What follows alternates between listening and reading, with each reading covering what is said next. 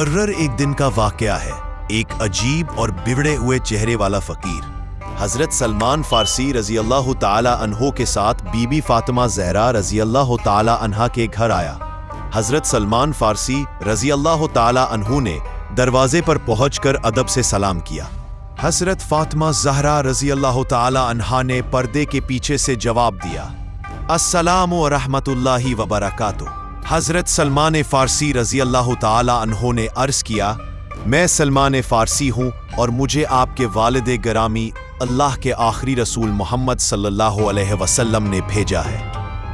एक फकीर हुजूर मोहम्मद सल्लल्लाहु अलैहि वसल्लम की खिदमत में हाजिर हुआ था। इस वक्त हुजूर सल्लल्लाहु अलैहि वसल्लम के पास कुछ ना था कि उसे अता फरमाते हैं, इसलिए हुजूर सल्लल्लाहु अलैहि वसल्लम ने फरमाया, अहले बैत के पास जाओ, वो तुम्हारी मदद करेंगे। बीबी फातिमा ज़हरा रजी अल्लाह ताला अन्हा ने फरमाया, घर में तो कुछ खास नहीं है, मैं इस फकीर से मदद करूं। मेरे पास एक चादर है, मैं वो दम इस चादर को किसी यहूदी के पास गिरवी रख दो, जो रकम वो दे वो इस मुकर्रर फकीर को दे देना। हजरत सलमान फारसी रजी अल्लाह ताला अन्हो ने वो चादर ली और यहूदी के घर पहुंचे। उन्होंने कहा कि चादर गिरवी रख लो, उसके बदले में जो रकम लोगे वो मैं एक फकीर को दूंगा। चादर हाथ में ली तो हैरान रह गया। उसके चेहरे पर अजीब सी रोशनी और हैरत के तासरात थे। उसने पूछा, ये चादर किसकी है? हजरत सलमान फारसी रजी अल्लाह ताला अन्हो ने जवाब दिया, ये हमारे नबी मोहम्मद सल्लल्लाहु की बेटी बीबी फातिमा ज़हरा रजी अल्लाह ताला अन्हा की है। यहूदी कुछ देर के लिए अंदर चला गया। काफी देर बाद जब वो बाहर आया तो उसके सर से पानी टपक रहा था। उसने गुस्ल किया तो हजरत सलमान फारसी रजी अल्लाह ताला अन्हु ने पूछा, तुम बहुत देर लगा आए, क्या तुम गिरवी रखने की रकम लाए हो? यहूदी ने कहा, ये रकम अब मुझे तुम्हारे नबी मोहम्मद सल्लल्लाहु अलैहि वसल्लम के दरबार में ले चलो। मुकर्रर मैं गवाही देता हूँ कि अल्लाह के सिवा कोई माबूद नहीं और मोहम्मद सल्लल्लाहु अलैहि वसल्लम के सच्चे रसूल हैं। मैं अभी ईमान लाता हूँ और कलमा पढ़कर मुसलमान होना चाहता हूँ। वो रोते हुए बोला था कि आखिरी ज़माने में एक नबी आएंगे, जब एक फ़कीर उनके पास आएगा और वो नबी उस वक्त कुछ न पाएंगे कि उसे दें, तो वो फ़कीर को अपनी बेटी के घर भेजेंगे। वो बेटी भी उस वक्त कुछ न पाएगी। अपनी पसंदीदा चादर गिरवी रखकर इस फ़कीर की मदद करेगी। जब तुमने कहा कि चादर नबी आखिर ज़मा की बेटी बीबी फातिमा ज़हरा रज़ी अल्लाह ताला अन्हा की है, तो मेरा दिल गवाही देने लगा कि ये वही नबी हैं जिनकी निशानियां हमारी तौरात में मुकर्रर की हदबंदी देखी तो मालूम हुआ कि अबू लुबाबा के बाग की एक खजूर का दरख्त इसके हिस्से में दाखिल हो रहा है।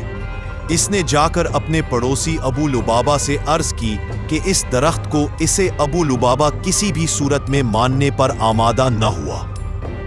बेबस होकर वो यतीम लड़का हुजूर नबी करीम मोहम्मद सल्लल्लाहु अलैहि वसल्लम की खिदमत में हाजिर हुआ और सारा मामला अकरम मोहम्मद सल्लल्लाहु अलैहि वसल्लम ने अबू लुबाबा को बुलाया। जब वो मस्जिद नबवी में हाजिर हुआ तो नबी करीम सल्लल्लाहु अलैहि वसल्लम ने फरमाया, ये खजूर का दरख्त अपने भाई को दे दो, चाहो तो इसकी कीमत ले लो।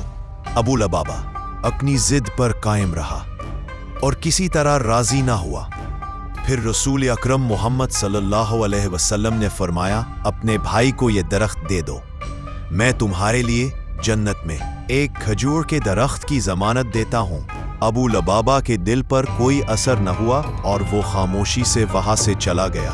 मुकर्रर रसूलुल्लाह सल्लल्लाहु अलैहि वसल्लम ने खामोशी इससे ज्यादा और क्या फरमाते हैं कि वहां एक सहाबी मौजूद थे, हजरत साबित बिन बुरैदा रदी अल्लाह ताला अन्हु के नाम से मशहूर थे। मदीना में उनका एक बेहद खूबसूरत बार था जिसमें तकरीबन एक खजूर के दरख्त और एक मीठे पानी का कनवा भी था। मदीना के तमाम बड़े ताजरों के दरमियान अबू दरदा रजी अल्लाह ताला अन्हु का बाग बहुत मशहूर था।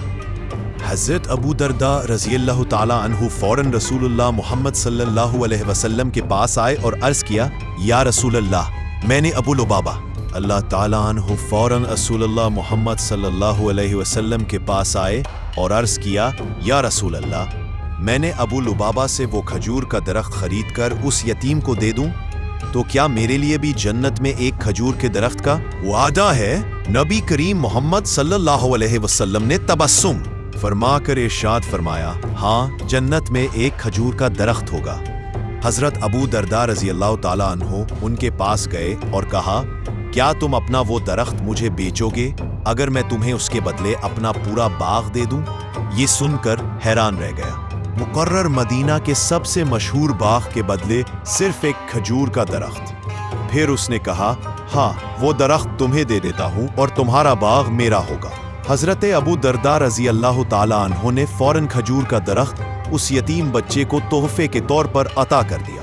پھر وہ نبی کریم محمد صلی اللہ علیہ وسلم کے پاس آئے اور عرض کیا، یا رسول اللہ، کیا میں جنت میں کھجور کے درخت کا مالک بن گیا؟